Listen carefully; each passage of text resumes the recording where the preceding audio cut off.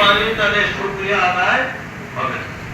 কিন্তু আমরা হয়ে গেছি বাপ মুসলমান, দাদা মুসলমান, আমি মুসলমান, এরা হয়ে গেছে, তাই না?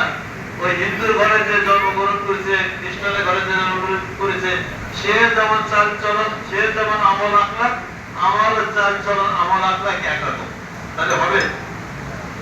হবে না। আমাকে যদি মুসলমান হতে হয় তাহলে সরকারি খাতায় মুসলমানের নাম থাকতে হবে না। ওই বাপ ছিল মুসলমান, দাদা ছিল তাই মুসলমানের এরকম হলে হবে না। আপনার আমার ভিতরে কিছু পার্থক্য থাকবে। যেমন আমি উদাহরণ দিই, ডাক্তার, ধরো আপনাদের কাছে ডাক্তার, ইঞ্জিনিয়ার, এখন ডাক্তারের শ্রেণী, তার ওই ডাক্তার সাহেবের পিতাও ছিল ডাক্তার, তার দাদাও ছিল ডাক্তার। এখন তার শ্রেণী এসে বললো আমার দাদা বাপ সব ছিল ডাক্তার, আমিও ডাক্তার, করবো কি? ডাক্তার শেখার কি দরকার? আমার তো বয়সিক ভাবে আমি বংশ করে ডাক্তারই পাইছি। মানবেন আপনারা? মানবেন না? কারণটা কি? যে এসব পাওয়ার জিনিস নয়।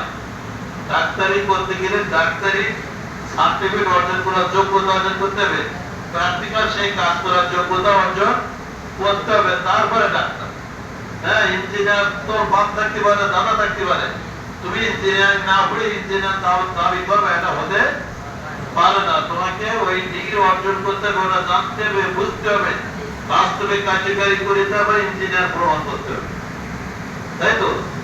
ঠিক একইভাবে আমি মুসলমান, আমার বাপ ছিল মুসলমান, দাদা মুসলমান, দাদা মুসলমান, আমিও মুসলমান, এরা দাবি করার জিনিস নয়। আপনি যদি মুসলমান হতে চান তাহলে আপনাকে জানতে হবে, জ্ঞান থাকতে মুসলমান কারে বলে।